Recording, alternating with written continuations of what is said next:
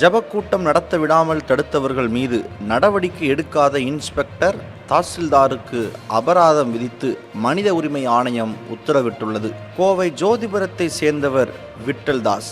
இவர் சென்னையில் உள்ள மனித மாநில உரிமை ஆணையத்தில் தாக்கல் செய்த மனுவில் கூறியிருந்ததாவது: எனக்கு சொந்தமான குடிசை வீட்டில் யாருக்கும் இடையூறு இல்லாத வகையில் ஜபக்கூட்டம் நடத்தி வந்தோம். இந்த நிலையில் கடந்த ஆண்டு ஜூலை மாதம் அங்கு வசித்து வந்த சிலர் ஜபக்கூட்டம் நடத்த விடாமல் தடுத்து எங்களை தாக்கினர். இது குறித்து பெரியநாயக்கன் பாளையம் இன்ஸ்பெக்டர் வெற்றி வேல்முருகனிடத்தில் புகார் அளித்தேன். எனது புகாரை பெற்றுக்கொண்டு பேச்சுவார்த்தைக்காக கோவை வடக்கு தாசில்தார் சிவகுமாருக்கு அனுப்பி வைத்தார். ஆனால் அவர் எந்த நடவடிக்கையும் எடுக்கவில்லை. மதசார்பற்ற நாடான இந்தியாவில் யாருக்கும் இடையூறு இல்லாத வகையில் வழிபாடு செய்து கொள்ள ஒவ்வொருவருக்கும் உரிமை உள்ளது. அந்த உரிமையை மறுப்பது மனித உரிமை மீறலாகும். எனவே இன்ஸ்பெக்டர் தாசில்தார் மீது உரிய நடவடிக்கை எடுக்க வேண்டும் என்று மனுவில் கூறியிருந்தார்.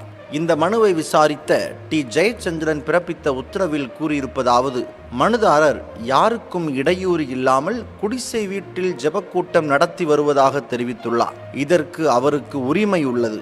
சிலர் ஜபக்கூட்டம் நடத்த விடாமல் அவரை தடுத்துள்ளனர். அவர்கள் மீது அதிகாரிகள் உரிய நடவடிக்கை எடுக்காததால் மனுதாரரால் தொடர்ந்து ஜபக்கூட்டம் நடத்த இயலாத நிலை ஏற்பட்டுள்ளது.